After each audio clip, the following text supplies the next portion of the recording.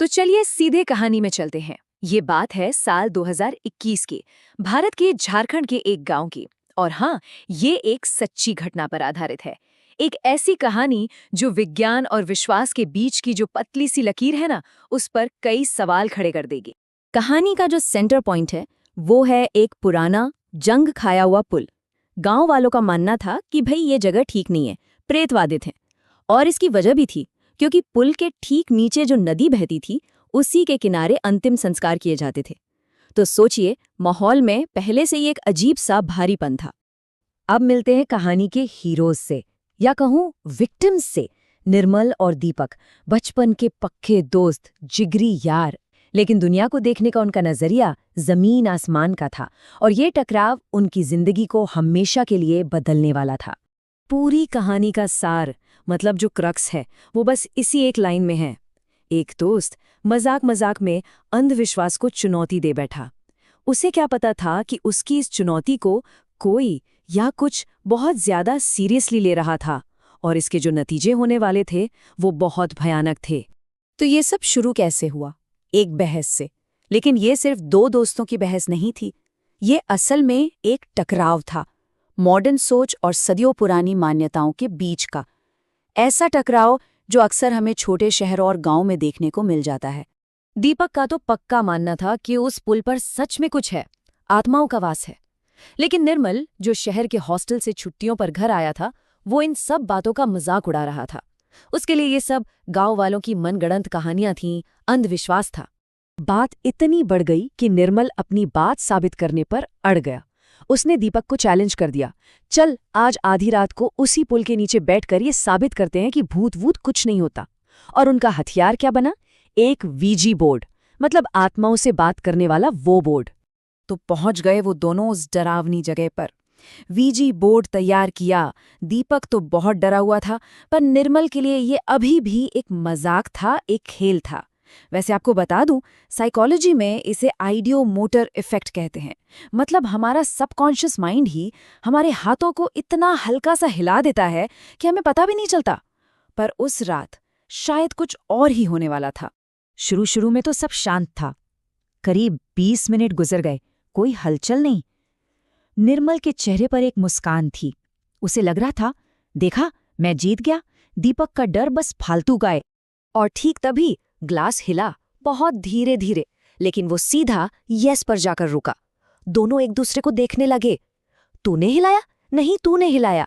कोई ये मानने को तैयार ही नहीं था कि ये किसी तीसरे ने किया है। अभी वो बहस कर ही रहे थे कि धड़ाम से एक बड़ा सा पत्थर उनके पास आकर गिरा, जैसे किसी ने पुल के ऊपर से फेंका हो। और ठीक उसी पल निर्मल की नाक से खून बहने लगा। बस इतना होना था कि दोनों बुरी तरह घबरा गए। जब वो वहां से भागे तो भागते भागते उन्हें अंधेरे में 2-3 काली परछाइयां सी हिलती हुई दिखाई दी। वो उस पुल से तो भाग आए, लेकिन उन्हें ये नहीं पता था कि वो वहां से अकेले नहीं आए हैं। कोई चीज, कोई शक्ति उनके साथ आ चुकी थी। असली खौफ तो अब शुरू होना था। अगले कुछ दिन किसी बुरे सपने की तरह थे। पहले दिन दोनों को तेज बुखार हो गया, और अजीब बात यह थी कि दोनों ने एक ही सपना देखा कि कोई उन्हें उसी नदी में खींच रहा है। दूसरी रात निर्मल के साथ जो हुआ वो तो और भी भयानक था। आईने में एक डरावना चेहरा दिखा, और सुबह उठा तो शरीर पर खरोचों के निशान थे। फिर तीसरी रात बारी थे दीपक की। उसे लगा जैसे किसी ने उसके टखने को छुआ हो, और बिस्तर के नीचे गीले पैरों के निशान थे। अब ये साफ था कि कुछ उनके पीछे पड़ चुका था। ये निर्मल के शब्द हैं। उसने दीपक के घर के आईने में जो चेहरा देखा था, ये उसके बारे में बताया था। सोचिए, एक ऐसी तस्वीर जो उसके जहन में हमेशा के लिए छप गई। तो यहाँ सवाल ये उठता है कि क्या ये सब दिमाग का खेल था, मतलब एक ऐसा वहम जिसे दो लोग एक साथ महसूस कर रहे हों, या फिर वो वाकई किसी ऐसी चीज का सामना कर रहे थे जो हमारी दुनिया की समझ से बिल्कुल परे है। जब डर बर्दाश्त से बाहर हो गया तो लड़कों ने हिम्मत जुटाई और सारी बात निर्मल की दादी को बता दी। दादी ने मामले की गंभीरता को तुरंत समझ लिया और फैसला किया कि अब मदद लेनी ही पड़ेगी। तो उन्हें ले जाया गया गांव के एक ओझा के पास। देखिए, गांव में ओझा का मतलब सिर्फ झाड़ फूंक करने वाला नहीं होता। वो एक तरह से उस समाज के भरोसे और डर को समझते हैं और वहां पहुंचते ही मामला और अजीब हो गया। ओझा ने बिना कुछ पूछे सीधा निर्मल की तरफ इशारा करके कहा कि असली निशाना तो ये है। ओझा ने देखते ही कहा कि निर्मल पर 2 डायन चिपकी हुई हैं, मतलब ऐसी बुरी आत्माएं जो किसी का नुकसान करने के लिए साथ लग जाती हैं। उसने झाड़ू से एक रस्म की, दोनों को सुरक्षा के लिए तावीज़ दिए और कुछ सख्त हिदायतें भी दीं। कुछ देर के लिए तो लगा कि चलो अब शायद सब ठीक हो जाएगा। लेकिन कहानी अभी खत्म नहीं हुई थी। शायद उस ताबीज की वजह से वो शक्ति निर्मल को सीधा नुकसान नहीं पहुंचा पा रही थी, तो उसने अपना निशाना बदल लिया और इस बार हमला हुआ परिवार पर। ये बहुत दुखद था। अगली ही सुबह निर्मल के दादाजी, जो एकदम भले चंगे थे, अचानक बहुत बीमार पड़े और शाम होते होते वो नहीं रहे।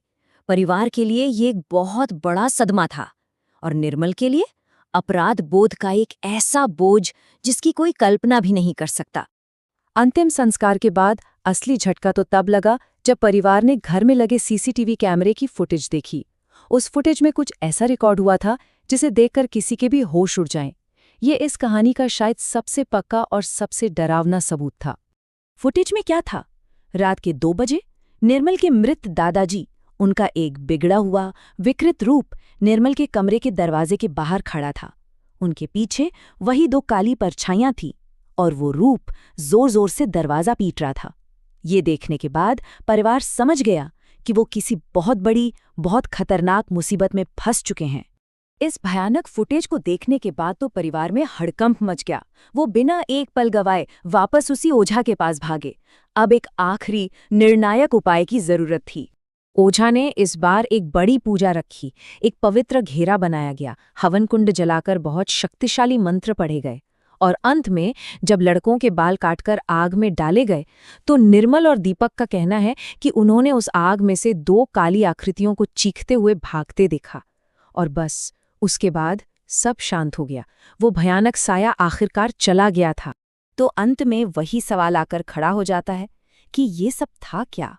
क्या वाकई कोई शैतानी शक्ति थी या ये सिर्फ 2 डरे हुए लड़कों के दिमाग का एक बहुत शक्तिशाली वहम था?